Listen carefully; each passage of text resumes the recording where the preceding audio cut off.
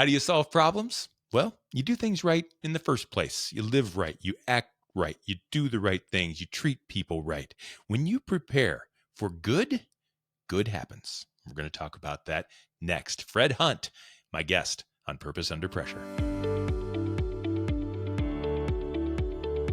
Oh, the heat is on. Let's get cooking. This is Purpose Under Pressure. It's a podcast about people, business folk, organizational leaders, people like you and me. We're just trying to do something good with our days. We wake up out of bed, we put our feet on the floor, we get after something. Well, that why are we doing all that? That's what this show is all about. And those pressures that come up and try to knock us off, we won't let them. That is Purpose Under Pressure. This show is brought to you by Sandler by the Ruby Group, serving sales professionals nationwide from their Akron and Columbus, Ohio locations. They're also in Jacksonville, Florida. They are also now in upstate capital region of New York. Sandler by the Ruby Group have been partners in this program since the beginning. We are in our 7th season. They've been here every single step of the way, and there's a reason for that. When they train, when they teach, when they help businesses grow, they do it on purpose. They do it so that your people are on purpose. They teach not gimmicks, they teach skills, personal relationship skills, revenue driving skills that are based on the right reasons. And when they do that, your business gets better, your people get better, your customers get better. It's just a really good magical recipe for success. And you're going to appreciate it if you give them a call. You can do so. Reach out to the Ruby Group at rubygroup.sandler.com. You'll talk to Mike or Ken or Jordan or any number of the people there. And I promise you, it'll be one of the best phone calls you ever make, whether you buy anything or not. I know that because my friend Mike Jones and Ken Guest and the team there have brought me many uh, amazing experiences in my sales career, in my life. They are good friends, and they continue to introduce me to other good friends, people just like them. And that is how we're going to begin the show today. My guest today is Fred Hunt. He's the director of sales and marketing with R.W. Beckett Corporation. They're a family-led leader in the combustion and heating equipment sector located in Northeast Ohio. I know nothing about that industry, but I do know good people. And I do know that when Mike Jones and Ken Guest say, go talk to this guy, that's a good referral. And so welcome to the show, Fred Hunt. Well, Brian, thank you so very much. It's my pleasure to join you today. I'm very excited. I'm really glad you're here. Before we start, I want to talk about your purpose and what you're trying to do, but I think that also incorporates what you're doing at R.W. Beckett. Give me a little idea of who you are, what you do, what your company does, and what's great in your world. Well, I'll start up with the company. We are a family-owned business. We've been in operation for around 88 years, so quite a nice track record.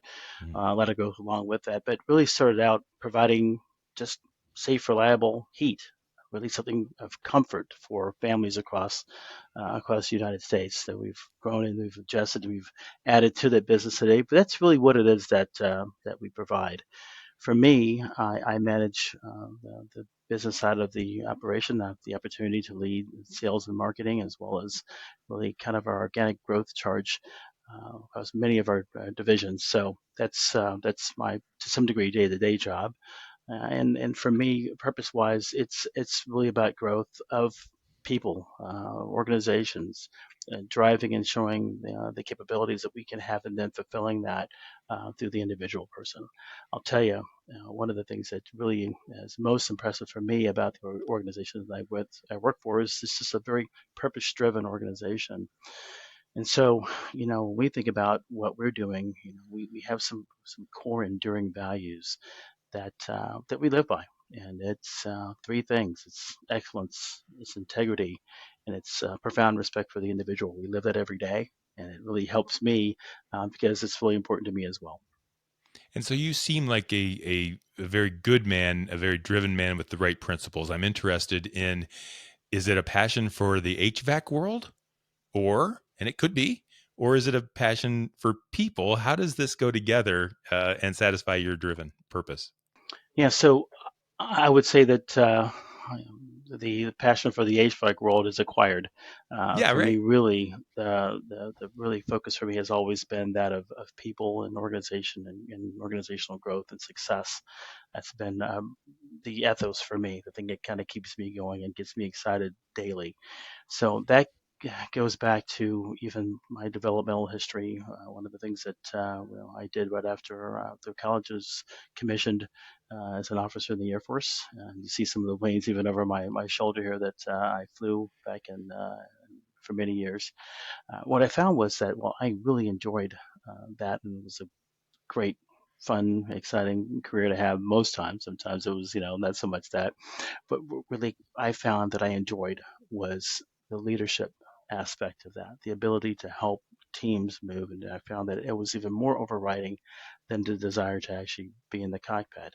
And so that's how it has really manifested itself with me over time, and many, many examples of that for me, it has proven that to me.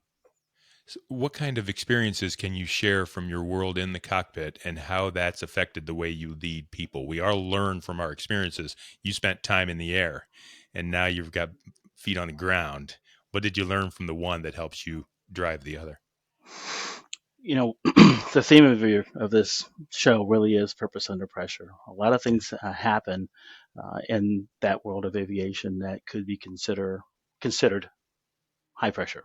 High pressure. The reality is that of that really is strong training and the ability to offer alternatives. What things should we be thinking about? How do we shape our thoughts as we get in certain situations, which is what I've been able to translate into the world that we're doing on the civilian side. Now, certainly in the military, there are many opportunities for things to happen airborne that could be stressful. You may have lost a system. You may have lost a variety of things to include, I don't know, hydraulics or wondering if your flaps or your gear are going to extend or other things that could happen out there that really happen more often than you would think, at least on that side of the world. The thing that we're learned and are trained to do is to slow down the process, lean back on what you're trained to do. Think about what is in your toolbox to help you get through that particular situation, put it into place calmly across the group.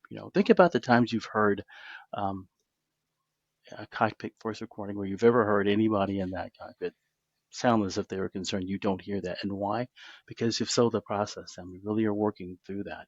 And so at the end of it, you know, I, any landing that you walk away from, you didn't bend middle or spill blood, that's a great one. And I Well tell done. my folks today, in situations where there's some strong stress that seems to be manifesting themselves, guys, take a breath. We're going to be okay. Let's think about how we land this plane and we move on to the next thing. It's interesting that that's what you do is help people understand how to grow and how to develop and how to move forward. But how do you learn that however high you are up in the air and whatever speed you are? I mean, you have to learn that Mm-hmm, calm. mm-hmm. How do they teach you that calm, and how does that reflect to this world of sales and a high pressure business world where we're out there just doing everything we can? We don't have time to be calm. How does that go together? Yeah, I think one of the things that I talk about with my team is this notion of chair flying. In other words, we fly the mission before we even get to it. We think about where we're going to go. We literally lay out this whole day, that chart. It's from hitting the ground to getting to the jet to pushing, getting to the runway environment, taking off, where you're going to be, what's going to happen out there, what's your expectation to happen. Say, what's a scenario that could happen? What if you lose the system? What are you going to do? And you talk about that over and over again to the point that when you actually get into the seat, when you're actually doing the mission, you're already prepped for it. And anything that happens is a small deviation, and you work through that. I think the same thing happens here, and I think it's also some of the things that you, as you mentioned before, you learn even in the sales training that we Hmm. go through with Sandler. It's about what is your expected outcome? What are you trying to get to? And if you've got that really understood, if you really thought about that, look at the data, make sure you've got that right, then likely there are less and less questions you're going to have both for you and for the situation you're in to really kind of ensure your success. What's more important, whether it be in sales or whether it be in the air? What's more important, delivering the plan, staying on, prepping for the plan, prepping for success, or prepping for failure, knowing what the alternative looks like when things aren't going well? The it's a great question, Brian. I will tell you that one of the things that I have on every slide for presentation to our sales and marketing organization and across all of the business units is this notion of um, our job is to see around the corner. So if you can understand that term, what I really mean by that is if you should have thought about it well enough that what one or two or three things don't go exactly the way you wanted it to, you built this plan strong enough that it's resilient enough that you're able to respond to that and be successful. The other part of it is that you can't allow yourself to really find yourself mired in indecision. And one of the things that you hear oftentimes is that the world and the road is littered with squirrels who couldn't make a decision. Well, let's figure out how we get enough information that solution really makes sense for you to move forward. And finally, you should have confidence at a certain point. And I don't mean the 100%. I really don't even mean the 90%. Somewhere in there, enough to be able to make the solution that's strong enough, and you have confidence enough that we're going to be able to make it happen based off of what we have and moving forward. So, Good. Yeah. Look around the corner. That's amazing. Being able to not just see it, but anticipate it and then hmm recognize it yeah, when you do yeah, see it and what yeah. to do next. A couple quick questions. How long ago did you fly Oh my in for the gosh, it's been military, and how long have you decades. been at R.W. Beckett? Boy, it's been decades. Probably about 20 years now, I'd Good. say, since I was in flying aircrafters. And as far as the Beckett, it'll be 7 years this month. Yeah. So hmm I anticipated this around the corner. That's what I hmm thought I would hear. And so I'm interested. The lessons that you learned 20 years ago, people have changed. The people that you're dealing with, your customers have changed. The economy has changed. The profession of business development sales, it's all very different. hmm How have you been able to maintain what you learned? I call it in the air or with the military. hmm How have you been able to maintain and use that through the different generations? Because we're operating in a world today that is not wrong, but hmm very different than you and I grew up in as far as the way people relate to each other and move forward in their lives. Yeah, so I think even for me the interesting thing was really transitioning from operating heavy equipment, if you will, in the air to working with brands and products and consumers and end users, and how do you what's the tie that binds between all that? It really is people and behavior, and so your ability to adjust to that has also to do with how well you're able to develop relationships and work with your teams to actually get to that achieve goal. That hasn't changed. Yes, the people have changed, social mores have changed. Those things are things that we have to work through. But in the end, um, what I've found in most cases is nobody wants to fail. Everybody wants to succeed. So if you can find ways to appeal to that and figure out what that path toward that looks like in every individual, because it is absolutely different in everyone, um, you have a greater chance of succeeding and actually moving the ball forward. Hmm. What does success look like for you? Is it revenue and sales driven numbers for the company? Is it growth and development of the people? And you're not allowed to say both. What does success mean for Why you? it's easy. It's growth and development of the people. It's Wow. not even a question for me. And Yes, of why is course. that? Why does that come first? So again, I go back to this conversation of as basic as it is.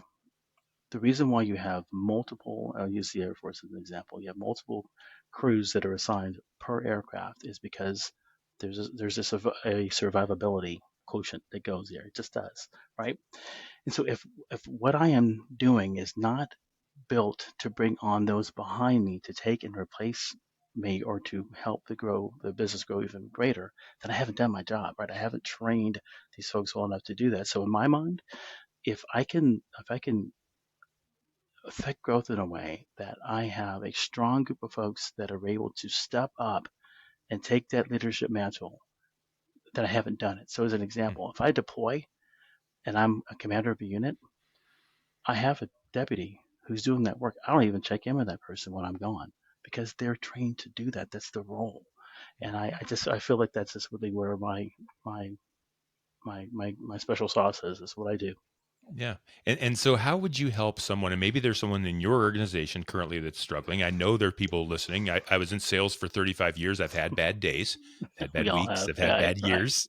You wonder right, where the next paycheck's coming from, right? right, In right. those moments of stress, when when I've got a nut to cover, or I gotta hit my goal, How do you motivate someone who has to get the job done and yet focus more on the development of that person? And if I'm a business leader out there and I'm listening right now and they're trying to hit their numbers, how do you encourage them to say, hold on, it's about something deeper than that when that thing is hitting them right in front of their face?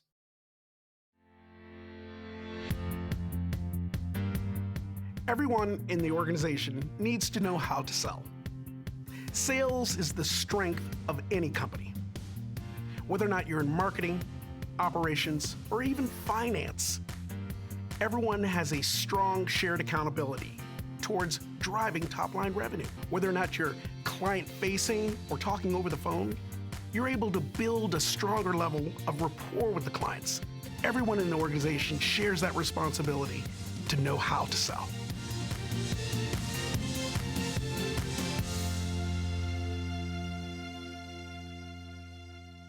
How do you encourage them to say, hold on, it's about something deeper than that when that thing is hitting them right in front of their face? First, and I go back to what I mentioned a few moments ago. Nobody wants to fail, so that's number one. My number one thought. Two, if for whatever reason things aren't moving the way that they're supposed to, the next thing I'm going to do is look directly in the mirror and ask myself, have you done what you should have done to give to this person what they need to be successful? And it likely is not going to be 100% yes. There are things I probably could have done better, or there may be something I could have explained more. Maybe we can talk more about the environment.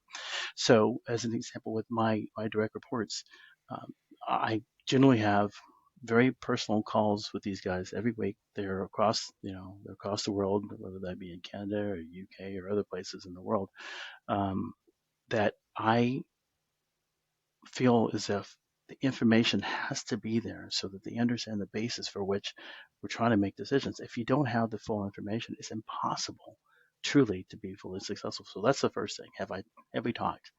Have we really got to what we need to get to? And two, do you know what you need to? And then finally, have I done everything I can? And then after that, let's take a breath. Let's walk it together. We'll get to the end. And this is another thing I love about this organization. Our view is so far out into the future that there are times when things extend beyond cycles, and it's okay because you really are invested in the people that allow us to get there. So it allows that to really kind of foster and flourish. One of the sales trainers at Sandler by the Ruby Group is Matt Rocco, and Hmm. he was on the show last season. And we had a discussion about who's responsible for sales success. Is it the salesperson or is it the leader? I have a feeling you're going to say it's the leader. Is that accurate? That's very true. And How and else? How so else can it be? how else can it be? So when your salespeople, when your direct reports don't hit their number, you take that home with you? Well, what I take home with me again is, and I say this, I don't mean this in a bad way. I get introspective about, have I underserved? That's really what I think about. And when we get back at this, and I find something with every one of the folks that I work with, is something just great about them in some way, that really I enjoy hearing or talking, and it kind of helps to keep us engaged. We get to the business piece of it for sure. But I just want to make sure they also know, yeah, we didn't quite get there, or if we did, great job. But if we didn't, we didn't get there together. One thing I'm going to tell you is that was you and I arm in arm not getting there, not Mm, me looking at you saying you didn't make it happen. That's a very different mindset. that's tremendous. That's the most amazing leadership point of view perspective that I think I've heard. That it's us together that we didn't get there. I hear It one is. or the other, and I hear people taking blame, but it's us Mm-hmm. together, arm in arm. I didn't plan on asking this. Sandler by the Ruby Group is a partner, and so it Mm. seems like a sales pitch here, but it's not. I'm interested from you. What is in your training with them, in your experience with them? What's the one thing that maybe has stuck with you most? The Sandler principles, the rules, the things that they preach. What has impacted you the most over your time? So I've been working with them for a number of years. Finally, I've had the opportunity to kind of get this more broadly across my group. Part of the reason why I have done this is I mentioned we have geographically separated units. Everybody has this, but some of them may be separated by an ocean, language.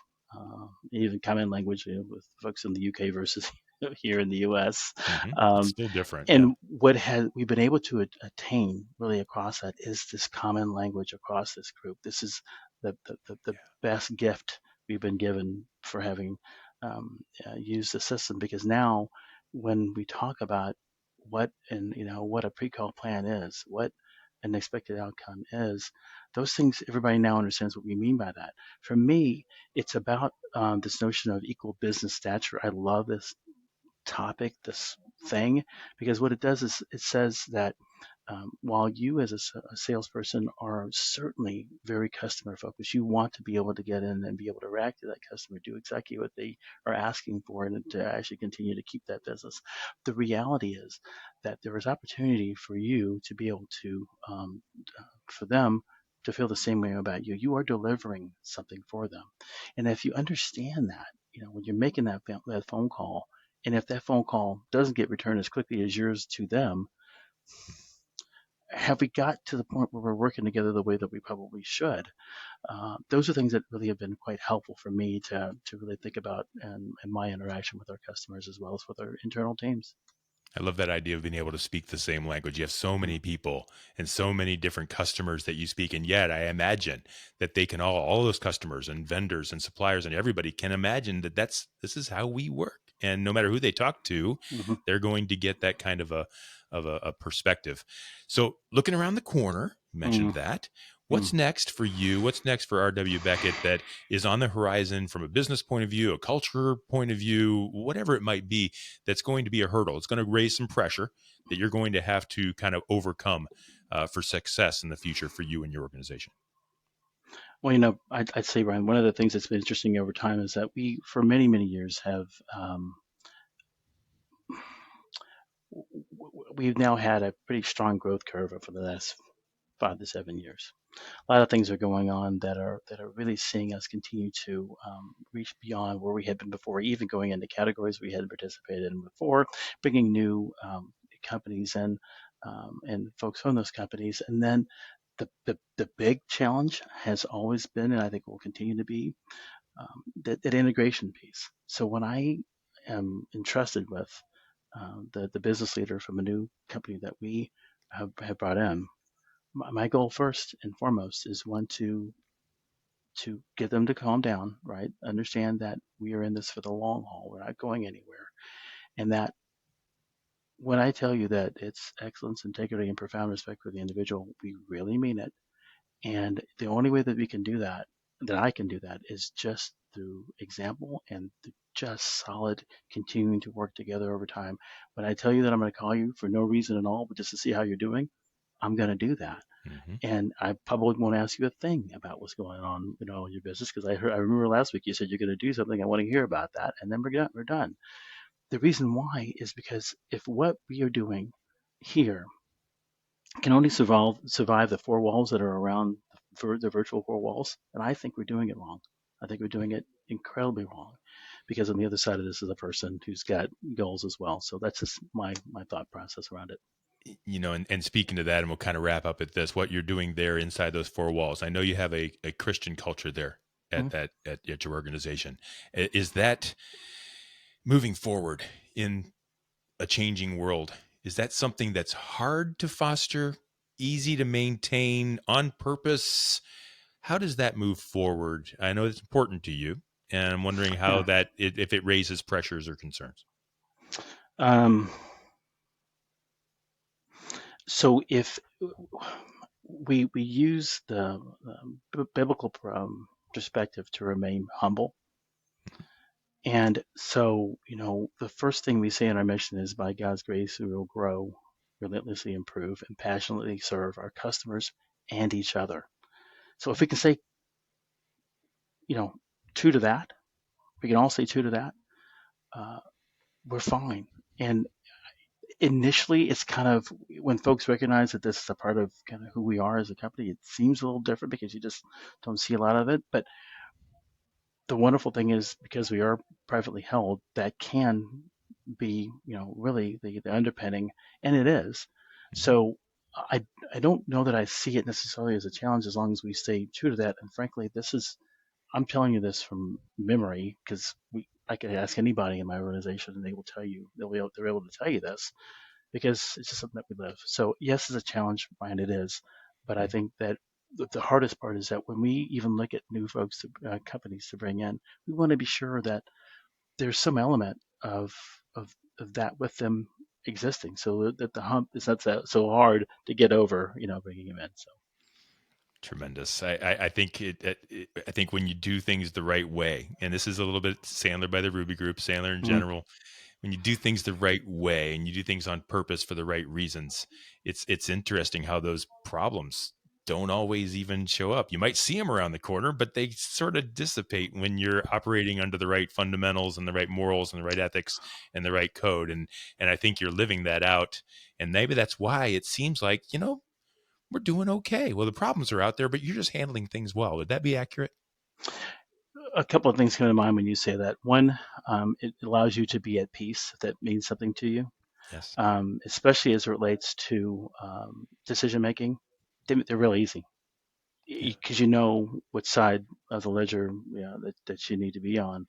We're fortunate to have a great historian in our um, on our CEO, not CEO, I'm sorry, on our chairman of the board, who's been with the company, for so he's 87 years young, I believe, it this year, and really able to kind of give us a strong history of this from his young years, and we see this come all the way through to where we are today. So um, quite a a gift, but it also allows us to stay centered. Fred, final question. Do I have to have the experience of flying an aircraft to be able to be as grounded and as disciplined and as um, relaxed as you are in a high pressure competitive world? No, but what I would say is it's always helpful when you have an environment that encourages that, right? Yeah, I that's a would say good that point. there's a long ago, most folks don't have that, but when you have it, and it allows you to really, I guess, as I said, remain calm. I love that. So I asked about your experience, and you shifted it over to the environment, and that environment that allows that experience to come through, or any Mhm. drive that you're trying to do. So, I can hear my audience, their leaders, and their salespeople, and their organizational folks that are going, man, I want to work for that guy, or at least I want to be like that guy. If someone wanted to learn more about you or your company or contact you in any way, how would they go about that? Well, I'm certainly available on LinkedIn, so I'm more than happy to connect with anybody that comes and is interested in connecting. No problem in doing that. I found that that's been probably the best venue to Yeah. get a hold of me. Yeah, tremendous. Thank you so much for sharing that.